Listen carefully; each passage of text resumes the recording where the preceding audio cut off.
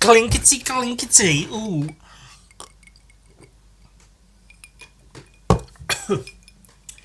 A nice honey and vanilla mead for our beverage today. Courtesy of Sam the Man. Gamgees wise. No, not really. Or obviously not. He's a fictional character from The Lord of the Rings.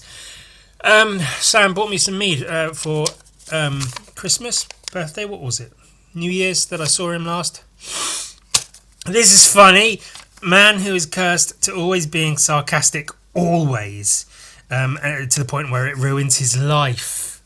That's a funny idea for a story. I thought, because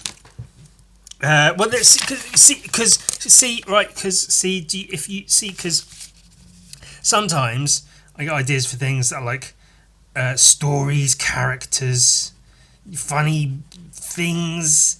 Let me just note down something to talk about.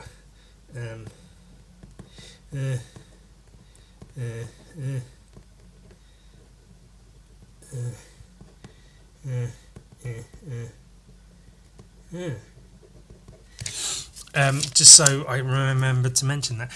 So I have ideas for fucking characters, stories, those types of things, and I'm like, oh, I could make a comic about that. Oh, I could make a comic about that. Oh, maybe not that one, but I could make a comic about that, certainly. I have all these just ideas, it's in my head.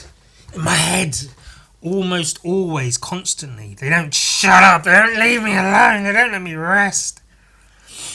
And sometimes they're even good ideas. Imagine that.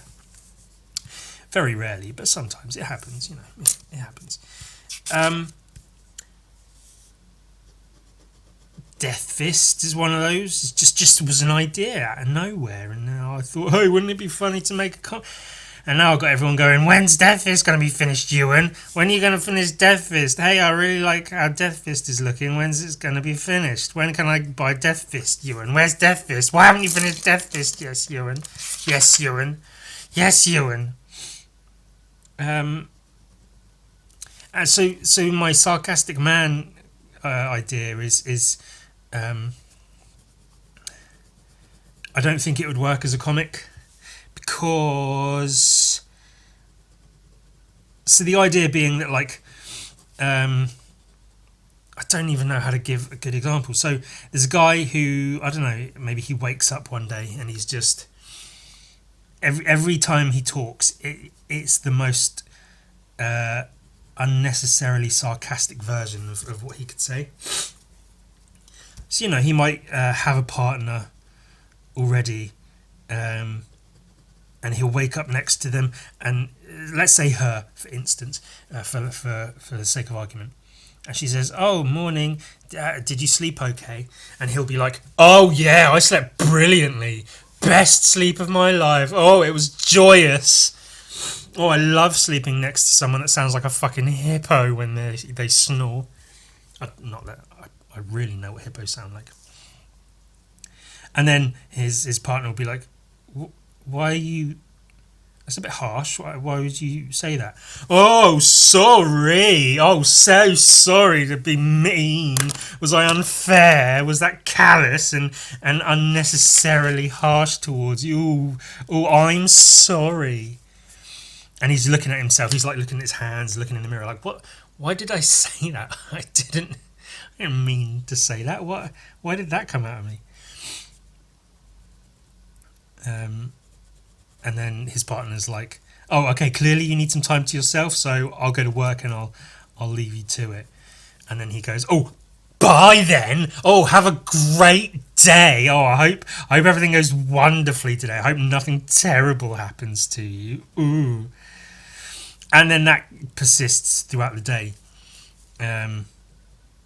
He goes to get a coffee on his way to work or something. And the person in the coffee shop is like, "Hi, how are you today?" "Oh, I'm bloody wonderful. Can't you tell? Everything's amazing. Living my best life, truly." And the barista's just like, what can I get for you today? Would you like to try our special coffee? Is that a thing? Oh yeah, your coffee's bloody brilliant. The best I've ever had. Give me 3 gallons of the stuff. Can't get enough of it. Of this fucking watered down coffee flavoured piss. Go on, fill it up, please. Oh, I can't wait.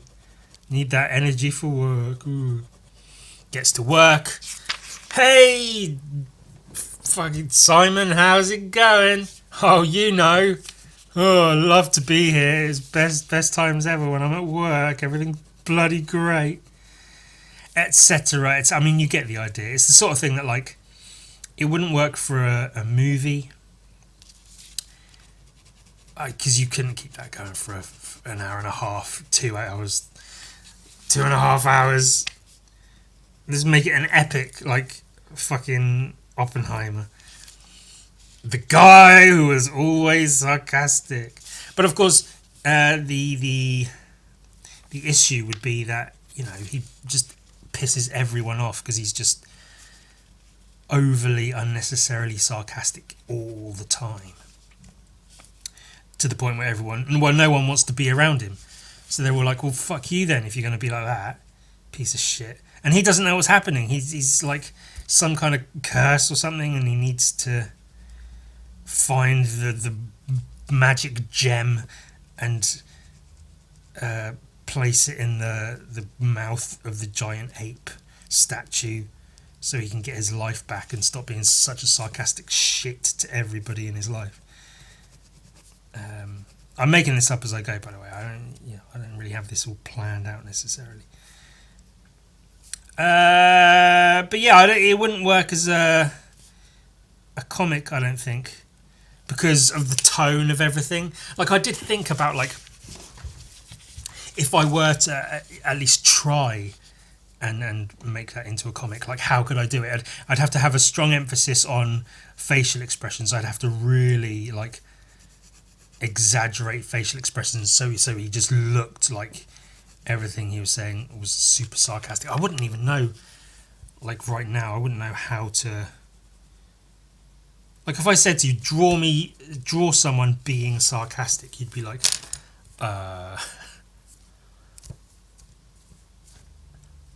what? Do I have a scrap of paper? How would you draw someone being sarcastic? This is someone saying hello. Typically, a little penis nose. Nice clean cut, average fella. Hello, hi, hello. Well, he'd have to have like be rolling his eyes a lot and be like, I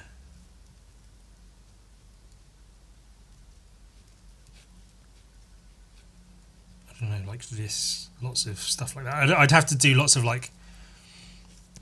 So this would be like, hello, and this would be like, oh, hi. He's got a knob on his head because he's a big dickhead and no one wants to be around him. So yeah, because for those reasons, I don't think it would work as a comic. There's too much like nuance and tone and shit to go into it that would stop it really working visually as a comic. You need dialogue and you need all the other shit. It just wouldn't work as a comic. So I've sort of, you know, that's the end of that idea. I'm not gonna be in a position to get it made as a fucking TV show. I think it would work as like a short film, like a, I don't know, 45-minute like short. I think it could work as that or something. It might not, but it might. I don't know. Can you see I'm drawing a skateboard? It's a skateboard, man. Do. Skateboard as hard as you can. Skateboarder man. Squap bap dee bap pow and squee a doodle do ba-doo boo. Oh, that was a good pop. Although I did just hit myself on my ulcer. I've got a mouth ulcer, but man, see, If I've got a toothache, it's annoying. If I've got a headache, it's like, ugh, it sucks, whatever. Stomach ache, it's whatever, you deal with it. It's whatever. There's something about a mouth ulcer or a canker sore, I think they call them in America.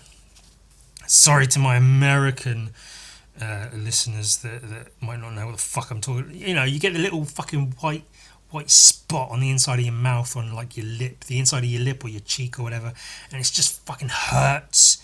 It's just that nasty. It's similar, I guess, to like a paper cut sort of pain, where it's just a small little jabbing fucking pain, and it's just annoying enough that it makes me fucking miserable. It just puts me in such a sour mood having a fucking mouth ulcer. And I've got one right now. I put some shit on it, some of that, whatever, is it Bonjela or whatever, goopy cum kind of shit.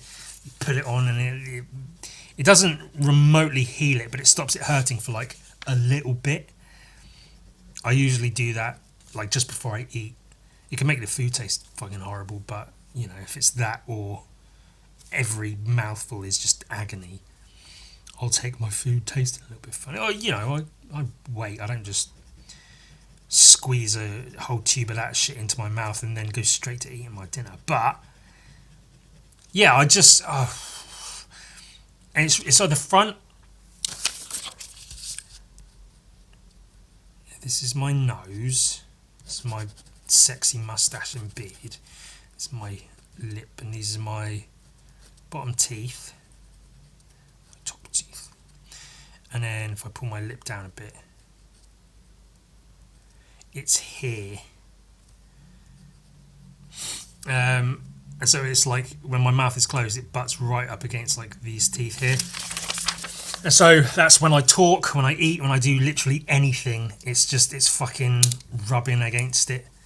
I was a little bit like almost concerned about trying to record a podcast with fucking that in my stupid face.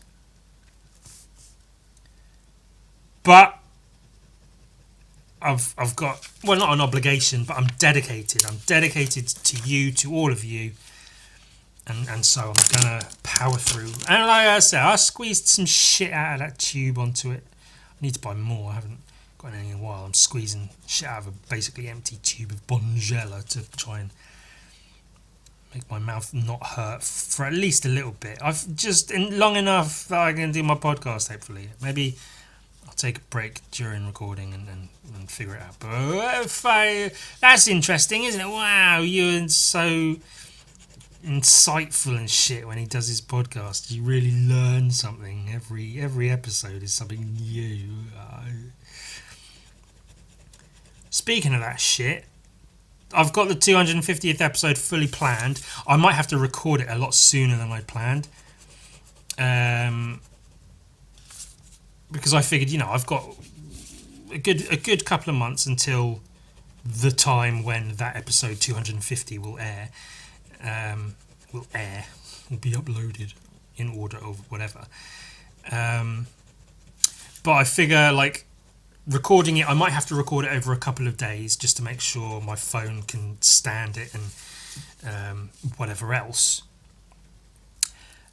And and like processing and uploading a 12-hour video might take a while. I'm not entirely sure, but I think it might take a little bit of time to do that. So I figure I'll try to record it like maybe a week or two maybe earlier, just so it's ready to go. But that means I've got to plan it a little bit. Planet? What planet am I on? Planet fucking shut up. Fart face. That's what planet I'm on.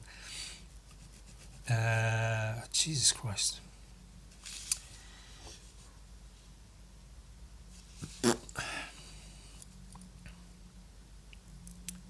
Point is, I think it'll be a good one. I think the 12-hour podcast. Just saying that. I think when I do my 12-hour podcast episode, Jesus Christ, are you really going to do a 12-hour podcast? Yes! Yes, I am. And it seems other people are into the idea. I recently did. What did I do? I put a thing in my Instagram stories, sort of saying, "Hey, I've been doing art full time longer than I've been had any other like day job or anything." Which is that's the thing. So, let's all say hooray, Ewan! Aren't you great?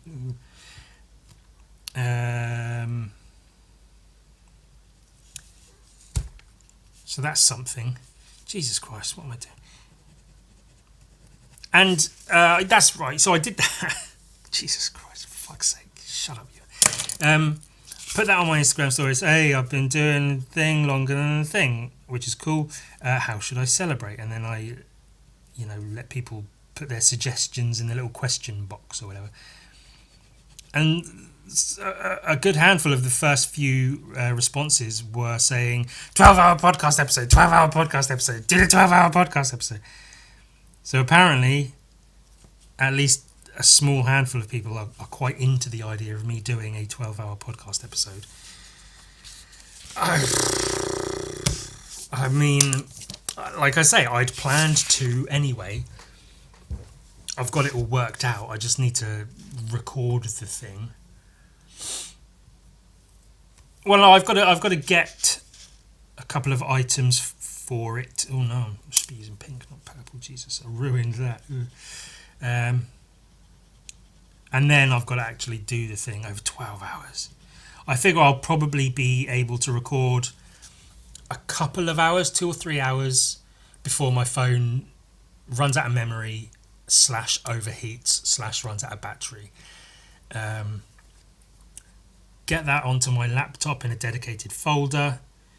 Let my phone charge, remove all the files from my phone, let it breathe a bit, and then record another 2 or 3 hours. So I reckon over the course of 2 days, I should be able to, hopefully, I mean, it might take longer than that, I don't know, but I reckon over the course of a couple of days, I should be able to, get the 12-hour podcast episode up and running, or recorded, whatever. Fuck, well, you get it. So what the hell are you drawing today? Clearly a skateboarder, Ewan. Why are you drawing a skateboarder several times, Ewan? Well, I'm not drawing it several times. I'm drawing it hundreds and hundreds of times. The astute of you. I know you're all a smart bunch. That's why you watch my podcast. That's why you like my art and what I do, because you're all so bloody, you're so clever, you're the cleverest people in the whole wide world. Sarcastic man. I think maybe Sarcastic Man needs a name. I don't know. I feel like Sarcastic Man doesn't really do it, does it?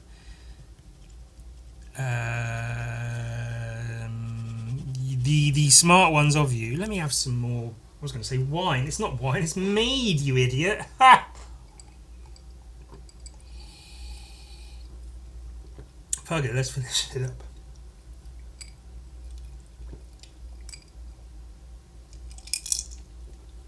Oh, I'll have some more of that after the art book break.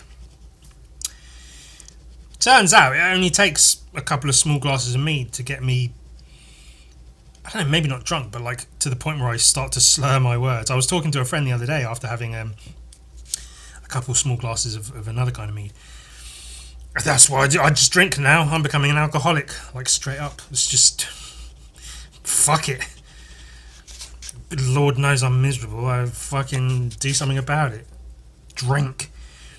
And yeah, after only a couple of small glasses, like this, just a small little glass. It's a child's glass, evidently, with the fucking coloured rings on it. Just after that, yeah, I was like slurring my sentences together, and like having a little bit of difficulty sort of keeping my thoughts in order. Apparently, that's all it takes. Just a little bit of mead to get me fucked up. Oh, get fucked up tonight, lads. Drawing a skateboarder. If you watch the 9 Club, you'll know Chris Roberts. He's a professional skateboarder. He was, and I guess still is, sponsored by Chocolate Skateboards, one of the like OG skate brands, really. And I'm not going to go into the whole history of the thing, but it got to a point early on in the Nine Club YouTube show, podcast, whatever the fuck it is, which is really, I didn't watch for a while, but largely they interview, not largely, but a large part of what they do is they interview a lot of professional skateboarders and skateboard like videographers and photographers and stuff, so that's quite cool to hear and see. A lot of like old pros, a lot of newer ones, and it's a good watch. Like the episodes can be anywhere from like 1 to fucking 5 hours if Mike Vallely goes on and on and on about his shit. But it's really cool to have on just in the background while I'm doing stuff. They also they have like a separate show where it's just several of the hosts who are for professional skateboarders in their own right. They hang out and watch skateboard videos, talk about skateboarding, about what's currently going on, about new releases and Skater of the Year, all kinds of skateboard stuff. It's good. If you're a skateboard fan, Nine Club, if you're not already aware of it, I recommend it. It's very, very good. But then Chris Roberts, the main host, it got to a point in the show where a clip of him doing a switch flip manual up on this stage became, I guess, almost like a meme within the show, to the point where I think it was Mark Johnson brought in an iPad with like a 4-hour loop of this one clip of him doing a switch flip manual across the stage, and that just plays in the background every episode, which is really cool. It's quite a funny, like neat, cool little fucking thing to have in your show. Maybe I should have something like that. I don't know what it would be, me drawing a penis or something. So someone else has animated it, but it's not the best animation, but it's not the worst. It's sort of basic line art animation. It's kind of cool. And sometimes he'll play that. So I'm not doing this, make it very clear, I'm not doing this in the hopes that they'll love it so much. Sometimes they'll play it on the iPad on the show. That idea is in my head, of course. I mean, could happen, you never know. I'm doing it because I think it's funny and is a neat little, like, almost challenge for myself. It was just something to do, innit? Just animate the fucking the switch flip manual that Chris Roberts did, which I think I'm already regretting, because I did that mad villain MF Doom all caps animation. That was kind of fun. It looked good. Got some good results out of that, and no doubt the results of this will be good as well. I'll probably be pretty happy with myself after having did this. So you've got these two mixed around. It goes like this. It should go like that. But I'll play the clip probably in like the next after the art book segment, just so I know I don't have to look for the time code or whatever. So I've got on the screen now, I've got the clip playing at a super slow frame rate, so I can pause it and sort of know which frame it is I'm drawing. I did this. Some big tracing paper. I traced, because I'm a cheater. I cheat and I trace my artwork.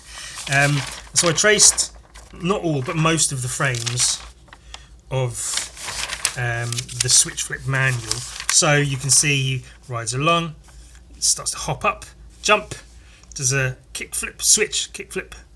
The board spins, and then he goes up onto the stage, which is probably 2.5-3 feet tall. It's a pretty high stage, and it's like an outdoor performance stage in Venice, California, I believe, LA, whatever. And then he switch manuals across it. This is number 2, and then switch manuals across it, and you can see this is the edge, and then he drops off the edge and lands it. I was originally going to draw like like this, the corner of the stage as he hops onto it, but instead I'm going to shade in the surface of the stage and then keep the drawing of him centered, so it will look almost like he's just jumping and the stage is moving underneath him. And I'm adding in the I'm going to put emphasis on the shadow, so it's going to look like the shadow is like crawling up the stage. So these lines of the stage won't be here, it will just be hatching to show the surface of the stage, but then the shadow underneath him will sort of crawl up the edge of the stage as the animation goes on, implying the dimension of the stage, which I think is quite cool. And then when it gets to this point, I'm going to do all of these like really quickly and like messily. Some of them I'll exaggerate. Look, I missed out his arm, so I'll have a missed out arm in one frame of the animation. So I'll really exaggerate these ones and just scribble them in really, really fast. So his arm's all over the place. I might put a big smiley face in 1 or 2 frames just to get through it quick. So I'll put emphasis, or not, put more effort into the kickflip, make that a bit neater and tidier. And then it'll be a bit like, so it'll be like a switch kickflip manual, and then it will go crazy for a couple of seconds, and go, and then as I get to about here, I'll start putting a bit more effort into refining it again as he drops down, and then I'll play that on a loop, and I think that'll be quite a neat little animation. It's, you know, a neat little thing for me to do. Now, I thought so. I then traced all of those tracings onto these to use them as individual frames. 15 sheets total. What's that? 4 times 15 is 60 individual frames that I've got to draw. I'm going to try by the end of this episode to at least do the kickflip. I think the first 4. I've barely done 1. I'll try to get through the first 4 of these during the episode, and then by the end of the episode I'll edit it in the animation of just the kickflip, because you know, that could look quite cool, just the kickflip, and then play that on a loop, see how that looks, see how it compares, and then I think maybe sometime in the future, God knows when, if I can be bothered to get around to it, I'll do the rest of it. I think maybe this weekend, you know, I might have time to get to it this weekend. I'm working on other things. I'm working on Death Fist. I've got a couple of Death Fist pages done in the last couple of days, and I'm really happy with how they're looking, how they're coming out. I was about to like stop doing this and show you a page of Death Fist, but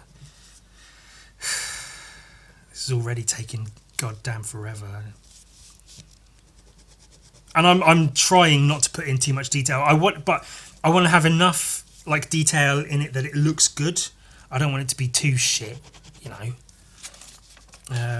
But I don't want to put in so much detail that, because I've got to do 15 pages of these goddamn frames. I think straight away I have sort of like animated myself into a corner. I've gone, hey, wouldn't it be a great idea if I did? And it's the same thing that happened when I did that all caps animation. Like, I was putting in a great deal of effort at the beginning where I was drawing him bursting out of his clothes and all. I like got all the muscles and everything drawn, really put effort into that. And then by the end I was just so bored. I even cut out a bunch of frames that should have been in there towards the end just because I was just fucking sick of it. But that's just fucking how it goes, isn't it?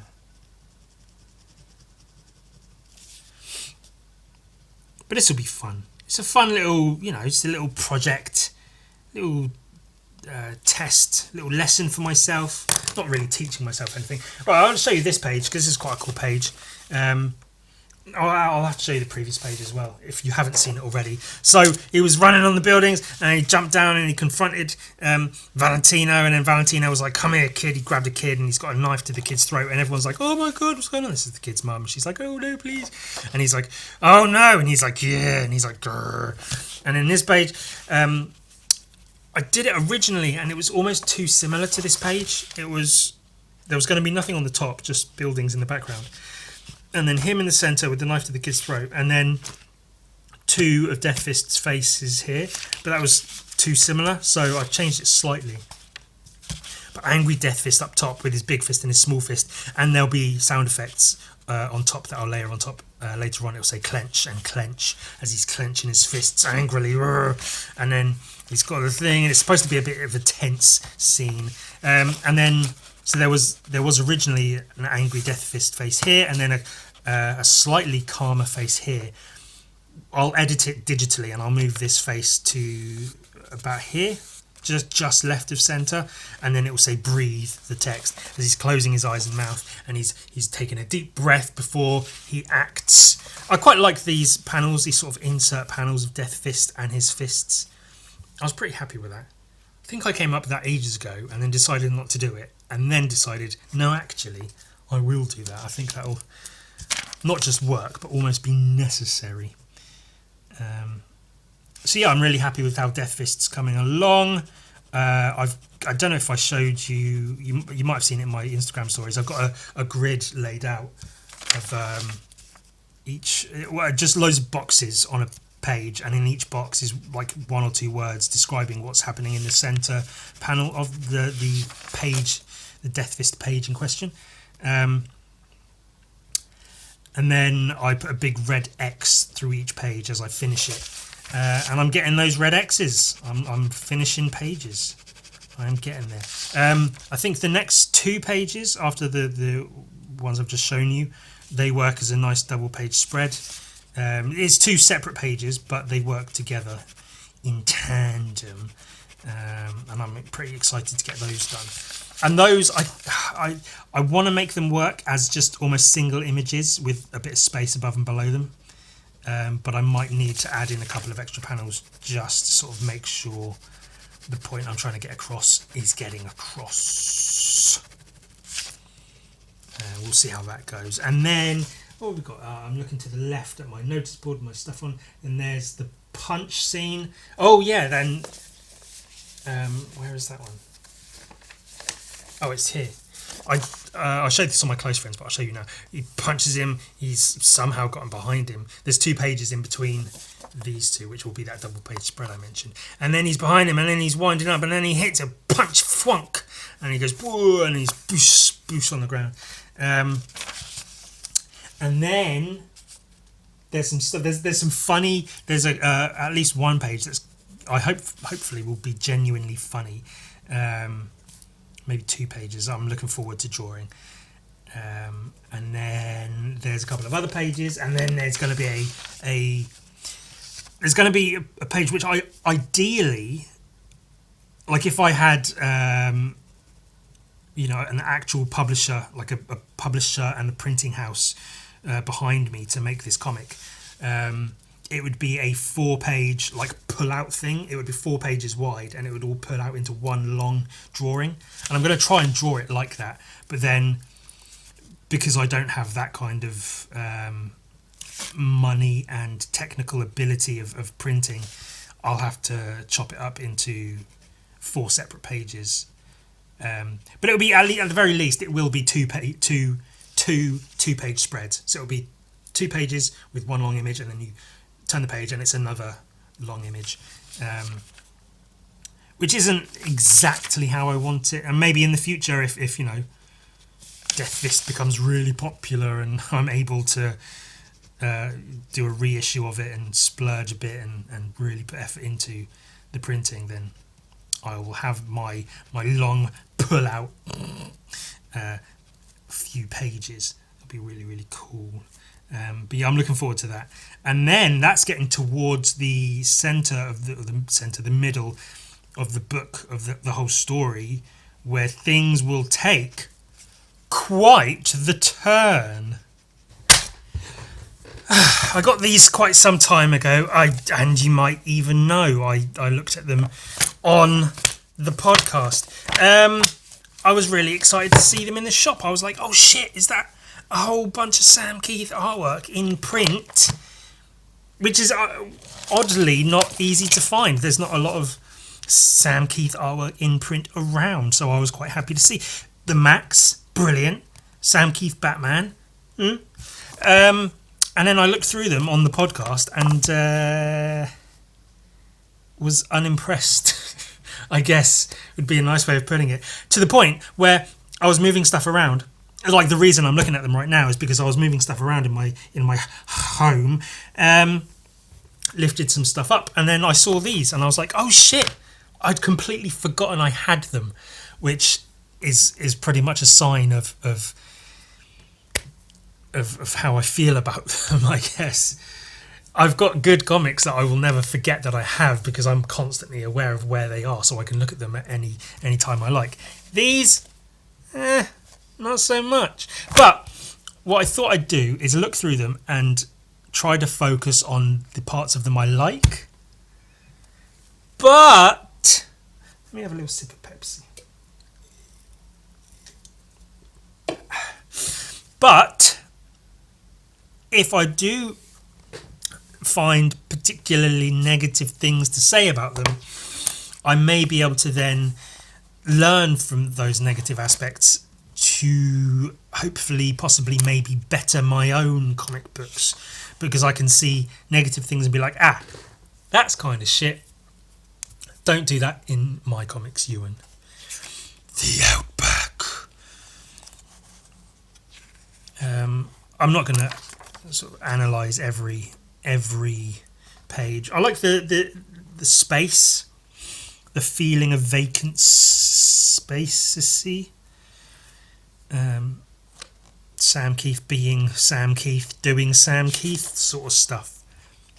Can't go wrong with some Max. I like his musculature that he draws. His inking is very, very good. And such. Sometimes, anyway. That's always the way, though, in almost every comic anyone's ever made ever.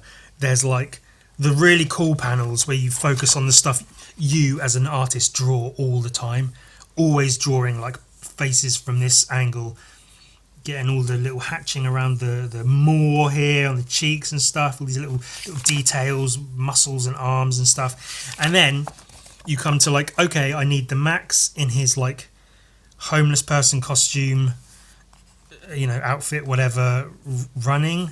God, actually, that's really bad. I'm really trying to focus on the good parts, but like, so it's bland. There's not much going on. Soup line, people lining up for the soup line, I guess, and there's a gap in between the buildings, which is like an alley, but not. And there's a box right at the end of it where the Max lives. We know he lives in a box. What is this alley? And then these speed lines, I guess, to show the Max coming out of the box way down the end of the alley, which by the size of it is like a whole alleyway away, quite a distance away, but then it's drawn in such a way that it looks like he's just come out of a tiny little box. Issue 1, and we're already not feeling great about it. I legitimately, oh no. Honestly, I wanted to look through this and pull out the good parts and be like, oh, well, this is cool and this is cool. But then there's stuff like this, where it's just like, even that's not great. Oh no. I really wanted to find the good parts. And this is what I was trying to avoid in my in Death Fist, in the pages I showed, with having two pages that are too similar next to each other. And maybe it's intentional, but like, when it's just what's the point in having these two pages when they're basically the same page, just flipped? I'd almost prefer to see if it was literally just exactly the same but flipped, but it's drawn slightly differently. But like, I don't know, man. Good. I'm trying to find the good parts to pull out, but it's just so bad. And this is a few pages into issue 1. Jesus, that's a good head shape. There you go. There's a positive. Oh, that's such a bad drawing of Batman. I probably said this before, but it looks like a 14-year-old's drawing of Batman that they're really proud of, and they put it in like their portfolio that they've got of all their cool best comic book artwork, that they're going to get a job someday doing comic books, and their Batman looks like this. Just What is the groin doing? It doesn't. It looks like it's slapped on top of the legs. It's not in between. And like, sure, this is okay, but that's like Sam Keith does a lot of stuff like that, so it should be okay.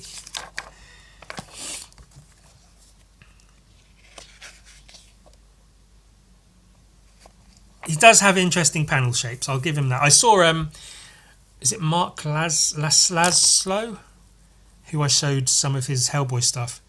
I've been following him for a while on Instagram, but been following his progress on his the Knick Knack Man comic he's doing. He's posting progress shots in his stories and stuff, and he's got some really interesting panel layouts in that. In that, they seem to flow with the story in his comic. In this, I've always felt that about Sam Keith as well. His use of like weird panel shapes and stuff. You know, times like this where it's like go around the nose with the panel border. Okay, that sort of fits. He did one with the Max back here. Goes around his teeth. But like the random panel shapes in Sam Keith comics don't seem to have any real purpose. They're just sort of there. When he does use them like this doesn't need to be this shape, but it is. And you know, go ahead, make panels weird shapes. Why not? It's kind of interesting almost, but it doesn't really have much purpose. Truly 100% wanted to look through this again and be like, I know it's bad, but let's point out the good parts. And I can say like, oh, the angle on that Batman head's good, but that's just that again. It's just the same, but it's drawn like slightly differently, facing the other way. Like kind of a neat pufferfish monster, I guess. It feels like this whole thing was drawn so quickly. Where there's just, and these covers are really good examples of like the whole comic, where it's just bland white space with these two characters drawn on it, because that's all that's happening. Like, sure, it's in the outback, but like there's just nothing going on in the backgrounds.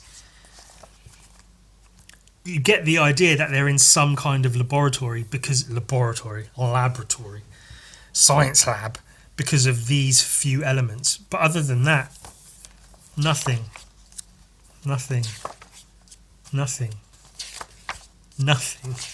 No backgrounds. Oh my god. Which, you know, I think I complained about this as well. Well, that could have been a really cool, like, double thing with their two heads. But for me, visually, this doesn't work at all. For one thing, Batman's ears, like, there's this line here. There's this line here of this green gunk going up that way, basically. And then Batman's ears going off that way.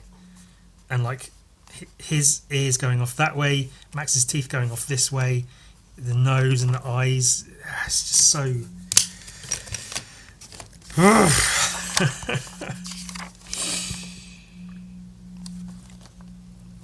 Maybe if I read it, I'd appreciate it more. Maybe the story gives more like context and stuff to it. But I would also argue that, especially for someone like Sam Keith, who is an incredibly skilled artist, I'd argue that the art is important. You know, comic books are a visual medium. Otherwise, you may as well just write a novel. Like, why bother having art? I hate this joke. This one isn't great, but this one's really bad. Oh, fuck it. That's even worse.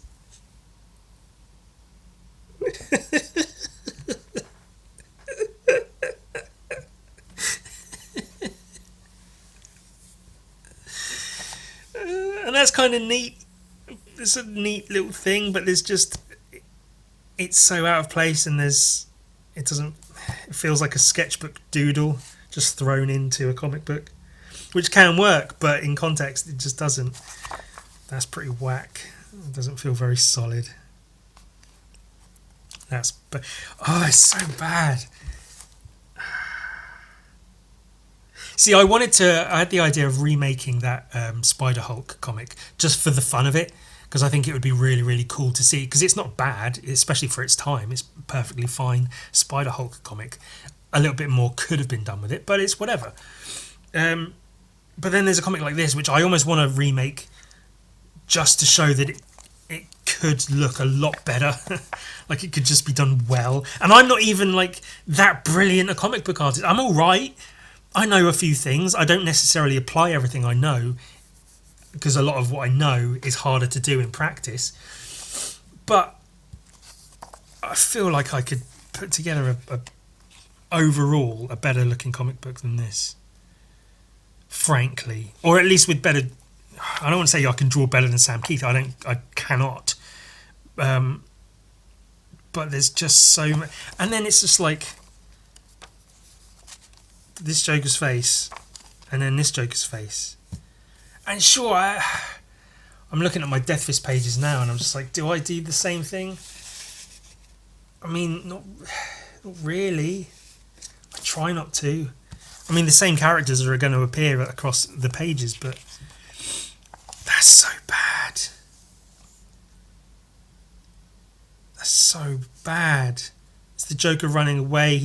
All the wires are snapping out of his head or whatever. The Joker's face is really bad. The hatching's really bad. Him running towards the camera is really bad. This arm is really bad. The hand's really bad. That's not good. It doesn't feel natural. That's why I was laughing before, because I think I'm going to have to say fuck it and just look through this comic and just tear it apart again, because evidently trying to look at the good parts of it isn't working. What's those teeth? The front, they're all molars, even at the front. Front teeth don't look like that. They're more like blades than they are flat-topped things. Man alive. It's so bad. It's so bad.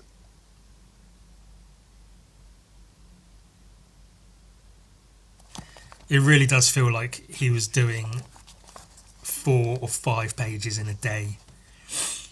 Maybe even more than that. Some of the cover artwork's okay. I quite like the dual thing here. The 2 heroes, the 2 villains. But that's like... Yeah, they should be good. They're cover artwork. But even then, it's not Sam Keith's best. And even this, I think, again, I would have said before, Kelly Jones's artwork, his inking, is fucking phenomenal. And this is a really, really bad example of Kelly Jones's artwork. It was clearly done very quickly. Just fucking get it done in probably an hour. I reckon Kelly Jones could probably have drawn this in an hour, if not less than that. He seems to have put more effort into the background than the actual characters.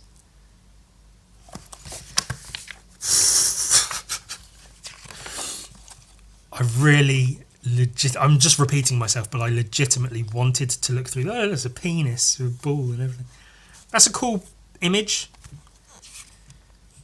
It's just a shame the rest of the comic does not fit that at all. Bland spaces with a couple of drawings on them. Bland spaces with a couple of... Oh, look, it's in a room. Let's draw some stuff in a room. Like, come on, man. What? Like, I've done this before, but like, look, for instance, like, okay, so this is a street scene. There's buildings in the background. It's not that brilliant. There's a crowd of people, and I draw just silly little heads just to imply that there's a crowd with a bit more detail in the characters in the foreground. There's this is the main focus going on here, and then there's the ground: cigarette butts, coins, bits of paper, texture, just stuff going on. Just so there's no like empty vacant spaces. I might do something in this space here. I'm yet to decide. If not. If nothing else, maybe just some action lines or something. But you get stuff like this, and it's just like, what's happening? Like, what's going on? And the best part of like this whole thing so far, apart from the first page, is this, and that's like, well, yeah, that's something Sam Keith draws all the time, is the Max in from a side profile shot. But even then, this hand's a bit whack. It's just, oh Jesus Christ!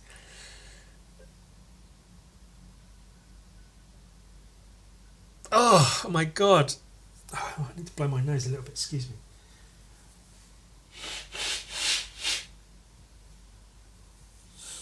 Oh, it's making me ill. It's literally making me physically unwell to look through this shit.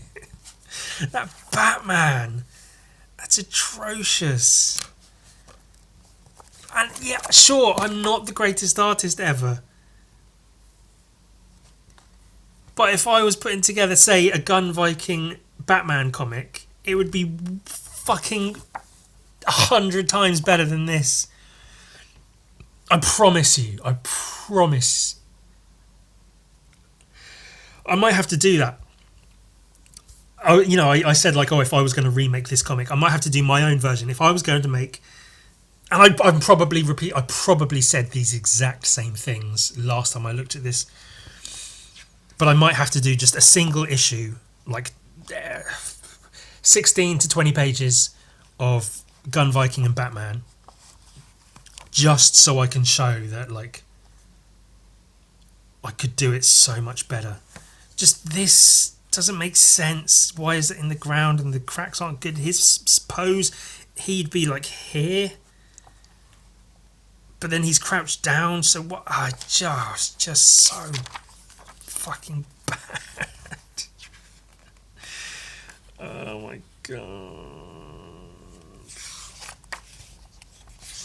And then I get there's a constant back and forth between the Outback and the real/modern world. I don't know what's real, what's not. And so you've got this weird creature with a fuzzy face thing going grr, and then you've got the pug with the fuzzy thing on its head going grr. But like, it's maybe because the rest of the artwork kind of sucks. It's so unintriguing to me. Nothing about that is pulling me in, making me think like, oh, what's going on? I'm just looking at it going, oh, I see.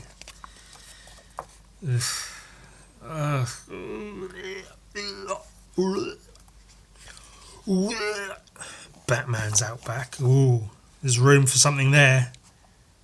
Is Sam Keith going to do anything good with it? No. This inking on his neck is almost interesting.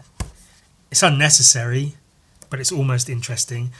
Bland vacant space, a couple of characters. Bland vacant space, a couple of characters. Really, really piss poor drawings as far as Sam Keith artwork goes. And even this, it's like, I'm probably repeating myself. I apologise, but I guess what else can you say? If you break this down to what is being drawn on the page, there's this woman having her pearls taken off very weirdly, with like the gun hand under the pearls being pulled. Like, what? And the gun hand isn't very good. And then a dead duck, and then pearls, and the string's broken, and that's it. This whole thing in the background is just nothing. Nothing.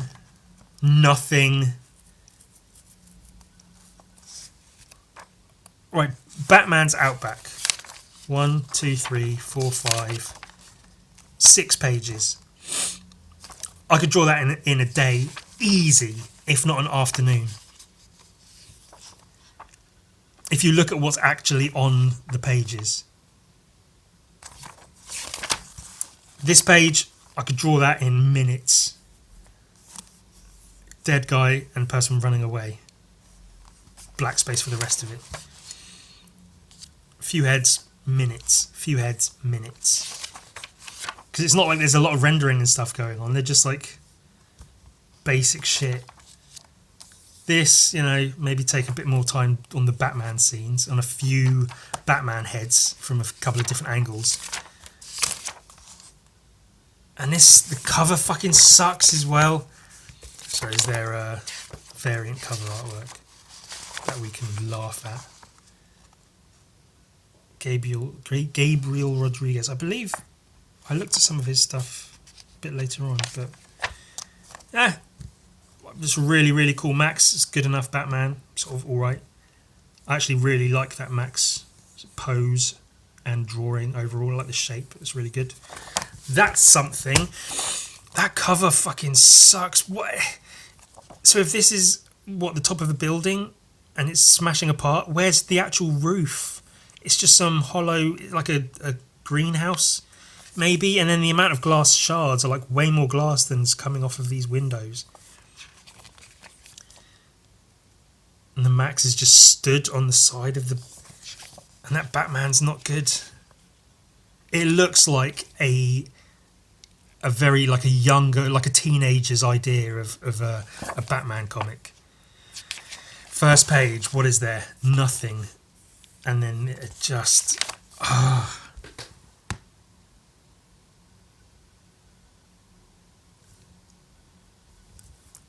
I repeat myself, I apologise. I thought it would be fun to look through and pull out the good... not brilliant. The Batman's not great, but neither is the Max, really. This thing, this creature, this tiger weird creature thing looks kind of cool. That's a difficult angle to draw a creature from. Sam Keith draws a lot of these kinds of trees and things, so yeah, they should be good. Good double lighting on some of them. He's using actual like pencils and watercolours and stuff. It's decent. And this is even like a nice little thing. It shouldn't have faded here. It should just be harsh white there. That's like a nice little insert panel kind of. Getting a little bit whack here.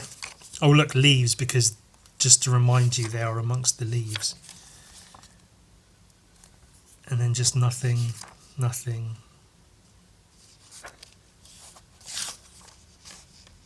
Furniture sale, a single couch. Like that should be, obviously it would take a lot longer to draw, but that should be a big store with like stacks of chairs and a fucking weird sculpture of a thing, a piano in the background maybe, and then this weird sofa, but no.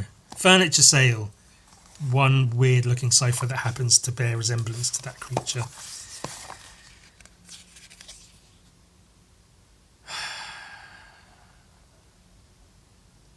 And I guess this is the turtles laying eggs.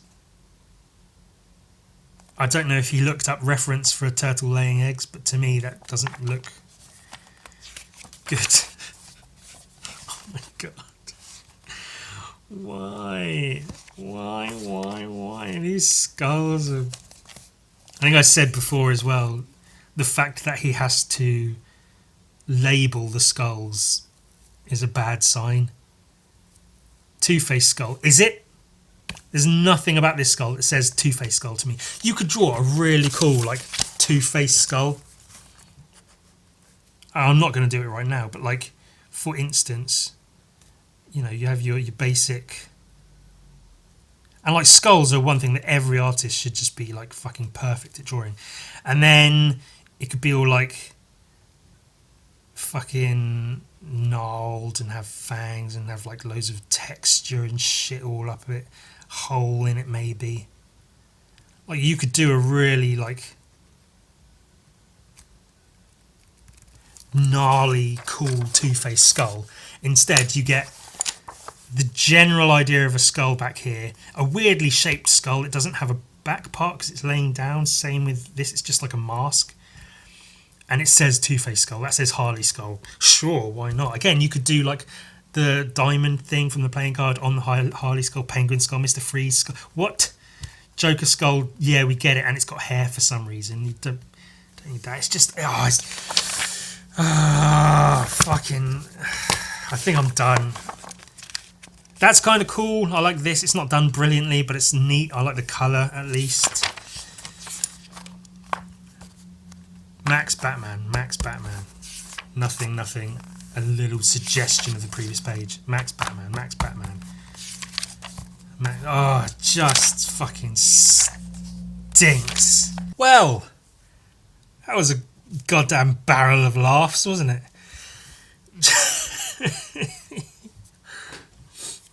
I can only apologise because I thought that was just going to be a bit of fun, look through and go, oh, actually, I really like this and that about this comic, but I got myself another glass of mead because that comic was so bad it's made me need to drink more alcohol to try to get it out of my head.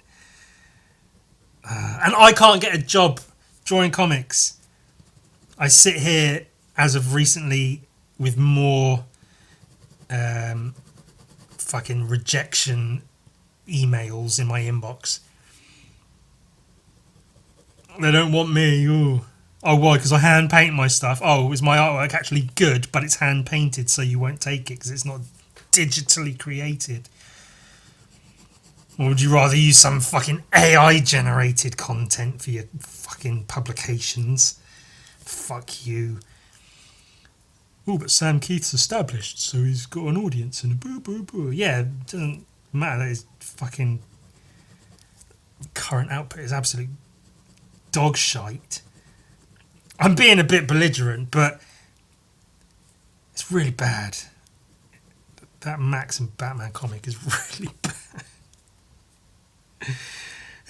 I did this off camera. I don't think I'll get through 2 pages, or maybe I will. We'll see. So here's he goes, and then and you can see the stage coming in, and now he's kick flipping up onto it, or switch kick flipping up onto it, I should say. Doesn't really matter that much. It's not that huge an issue.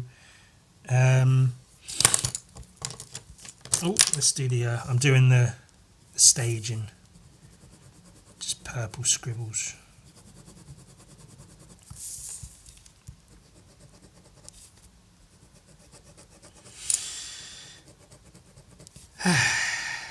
Well, this is a bit more refreshing, I guess. It's not. I guess the thing with this is it's not. It's creative, but it's not incredibly creative. The bulk of it is. It's more.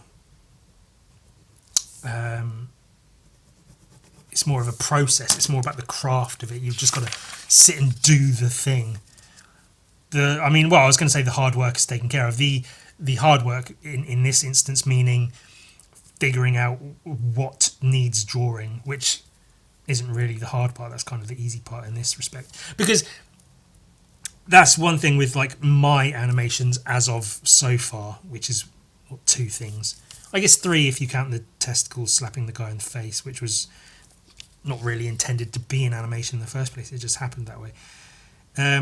But for instance, if you said to me, Ewan, can you please generate an animation of a person doing a kickflip, for instance, or a goblin. If someone said, hey, here's some money, can you do a little animated, just a few second video of just a goblin doing a kickflip, I'd be like, sure. And I'd put in the effort to like research it. I'd research videos of like people doing kickflips, and I'd take notes, like visual notes, little sketches and doodles of like how to draw somebody doing a kickflip. But then I'd sit there agonizing over like how to draw someone doing a kickflip, and it would take me fucking forever to sort of get my head around figuring out just like where to put the arms and how to move them bit by bit without making it too exaggerated during a few second animation. So that's why the all caps animation and this one aren't too difficult in that respect, because I'm just copying / tracing the individual frames, and in that respect this whole animation malarkey is really easy. I just got to sit and do it. It's more a game of patience, of just taking the time to do it, but that's only because I'm being lazy and just tracing the shit. If I was a real animator, it'd be a lot harder. But I say all of that having not really studied animation in terms of the act of doing it. Sure, I've watched enough animated productions, but in terms of actually doing the shit, I don't know dick about shit.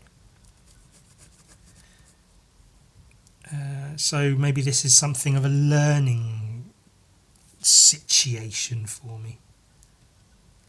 Perhaps. Well, that's what I can say anyway.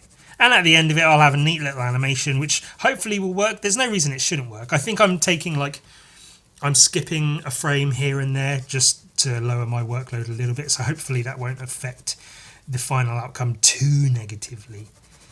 That literally just remains to be seen, really, doesn't it? I have to just wait and see. And like I say, I'll once this is all recorded, I will. Once I've got this and this page done, I'll scan them in. I'll put the frames into Photoshop. I'll put them in the movie editor, and I'll turn them into a little animation. Let's get the next frame up. Is that the one? I think that's the one. Yeah, cool. And then I'll have the little fucking animation to show before I upload this.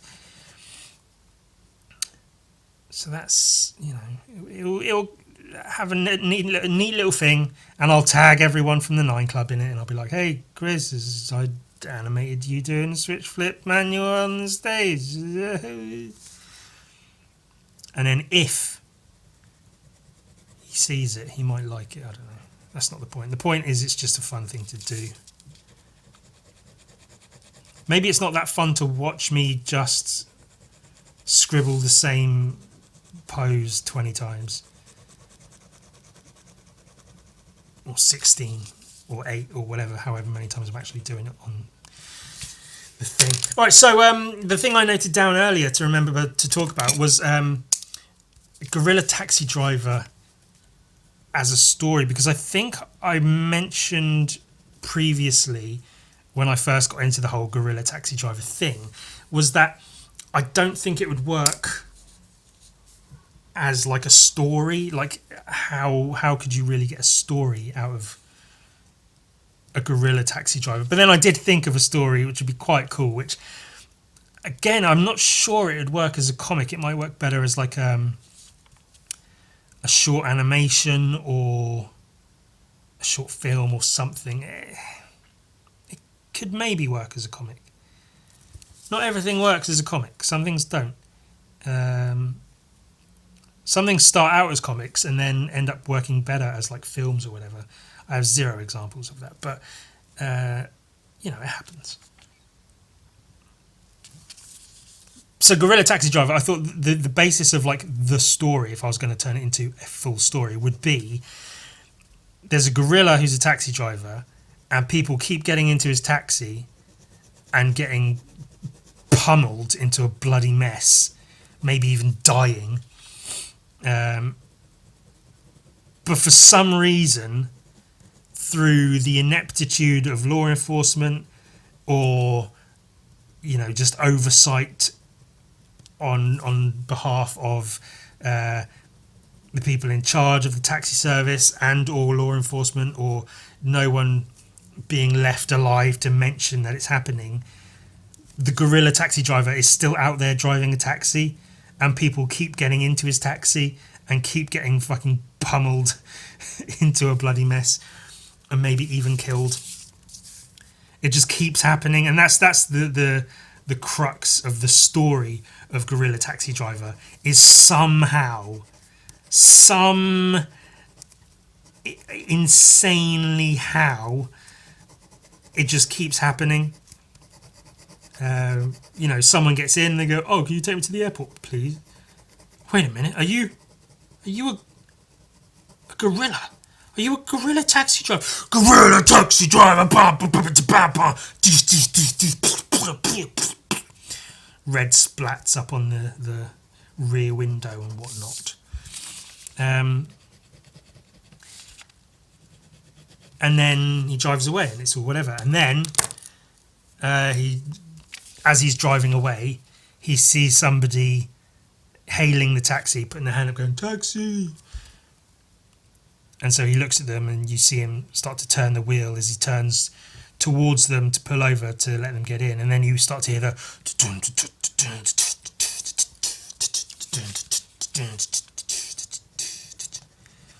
knowing what's going to happen next and wondering how is this still happening? How is this being allowed to continue? And I mean, as a thought, literally right this second I've just had, you could then turn that into some sort of commentary on like gun violence or something. You know, not to make it political, but like the idea being like, this is such an obvious issue.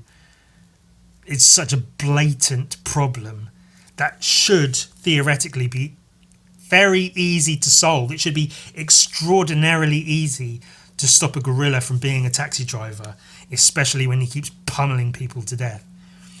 Yet nobody does a single fucking thing about it. And that's the point of it, is you see that story and you think, well, that's ridiculous. Like, somebody somewhere would obviously stop the gorilla from continuing his somehow got a day job as a taxi driver. Especially, like, just in general, how can that be allowed to happen? How can a gorilla have gotten a job as a taxi driver in the first place, let alone continue to do it and beat people mercilessly while doing it? Obviously, this is a mistake and someone should clearly put a stop to it. But then you think, well, you say that, but, you know, X amount of children die in the United States every year as a result of school shootings. People could still get hold of guns nice and easily. You know, not to have an anti-gun rant about it or anything, but the point is, it's something that should be quite obvious and easily stopped, but for some reason just isn't. And that was, I say, you know, I came up with that aspect to it literally right now as I'm talking about it. The point of Gorilla Taxi Driver isn't to be a commentary on, you know, absurd non-gun laws or whatever. It's just supposed to be a funny little thing. However, when you sit there wondering how a gorilla has become a taxi driver and how it can be allowed to continue, then it'll be very good. I was turning into a mumble rapper there for a second.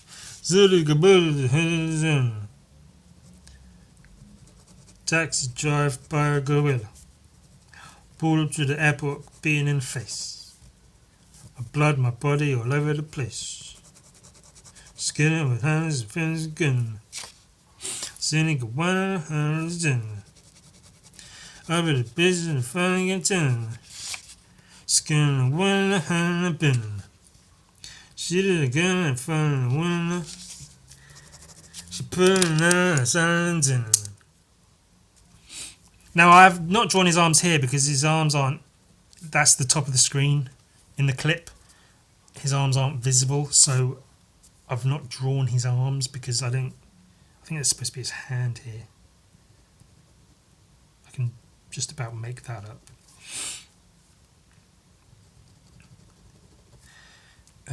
But his arms are flailing off screen, so there's not really much for me to draw there. I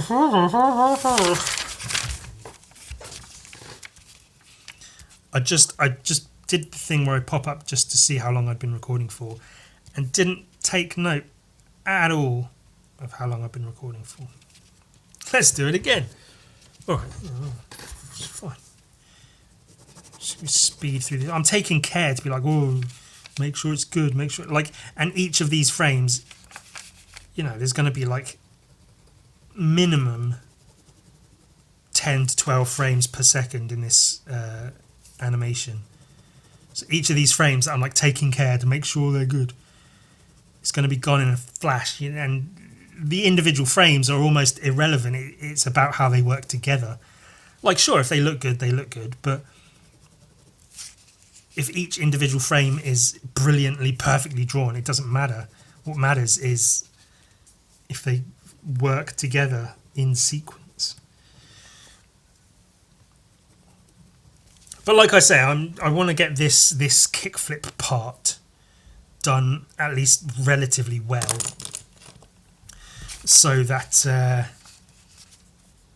when it comes to the manual, which is just fucking frame after frame of him just basically stood there waving his arms about, I can get those done super quick. I'll probably be able to get those frames done in about the same time it's taken me to do this handful of kickflip frames. It remains to be seen, of course, but I think that'll be the case. Because I will just be speeding through them, just doing scribbly shapes, and as long as it's all, the information's there, and it's all good, innit? And I do like that the shadow's going to be shadow there. And the shadow isn't that visible. It's there, but it's not that visible in the actual video. And then it's creeping up the side of the stage, and it'll be on top of it as well. But I think it can be a useful tool for this little animation, just to show a little bit of fucking whatever. Fucking whatevs. Give a fuck.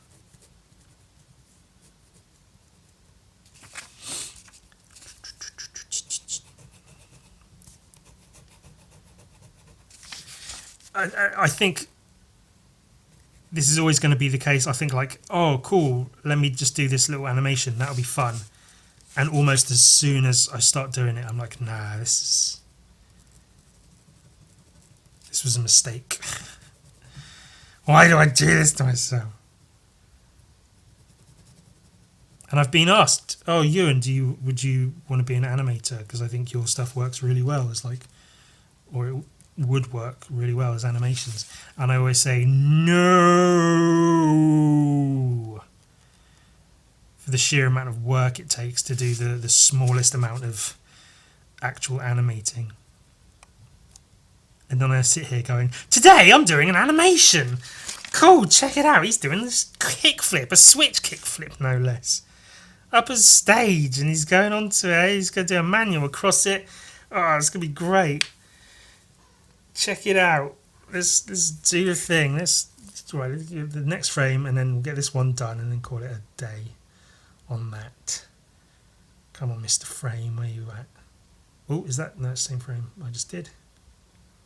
That's it. Cool. See, I've got the clip on my laptop, and it's super slow. So I'm like, play and pause to get the next frame. But it's like it takes a second or two to get to each of those frames, and I don't want to overshoot it. I don't want to just let it play. So I've got to go. Again, this is one of those moments where I'm just explaining the shit again and again, and you're sitting there going, yeah, I get it. Fucking shut up. And this might not be that interesting to sit and watch, because again, you're just watching me scribble these shapes again and again and again. I think this is the point I was trying to get to earlier, and then just didn't, obviously. The main thing of this, I guess, is just going to be skip to the end and then see how the animation looks, because I'll do that. I'll put the finished animation at the end of the fucking thing, and then if and or when I finally do get around to finishing the entire animation, which is, what did we say, 60? Yeah, 60 frames, which isn't a lot really. It's not ridiculous, it's not an insane amount of work, but it's, it's a bit.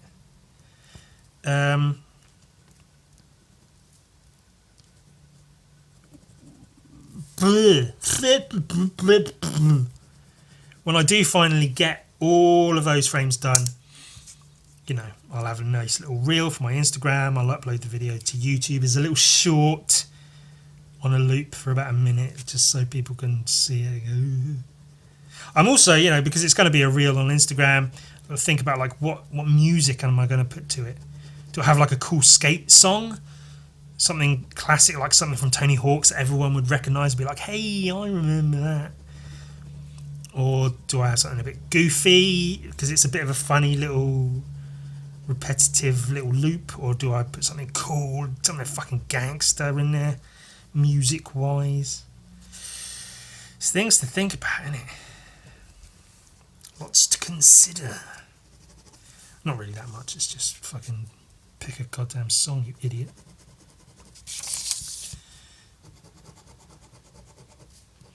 I was going to say that as well, is other people have, they've equated my animating, the little I've done of it, and also just my sort of cartooning in general, to Bill Plimpton, who I am aware of. I know his work, and I know his work to look at it. He has very, very distinctive style of his work.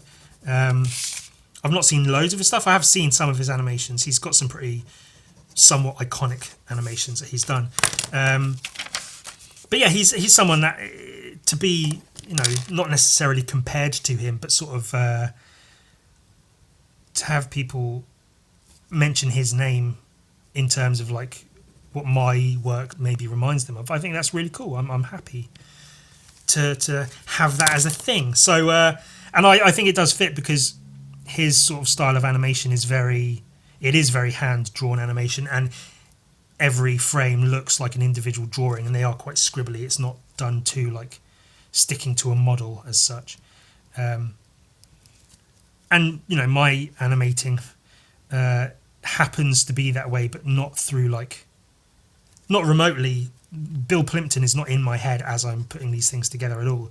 It just happens to look that way, because I guess to me it's just, I'm just doing drawings and then putting them together to make an animation, rather than consciously having an animation style or whatever, So how it looks is a byproduct of just how I'm doing it, rather than trying to make it look a certain way. And these are animation doodles, effectively, because I'm just sort of doing rough little sketches to turn into funny little animations, and that's it. I'm not trying to be an animator. I'm not really trying to do animation. I'm just, hey, wouldn't it be neat to just make a little switch flip manual loop? Sure, why not? And then if they did play it on the Nine Club, and then someone did want to contact me about work from that, then even better, I suppose. What? Fucking look at that. How cool is that? That came out really, really fucking good. Quite a bit better than I was expecting it to. But I guess that's what happens when you trace existing images. But yeah, I'm really, really happy with how that came out. And I guess now just to do the fucking rest of it.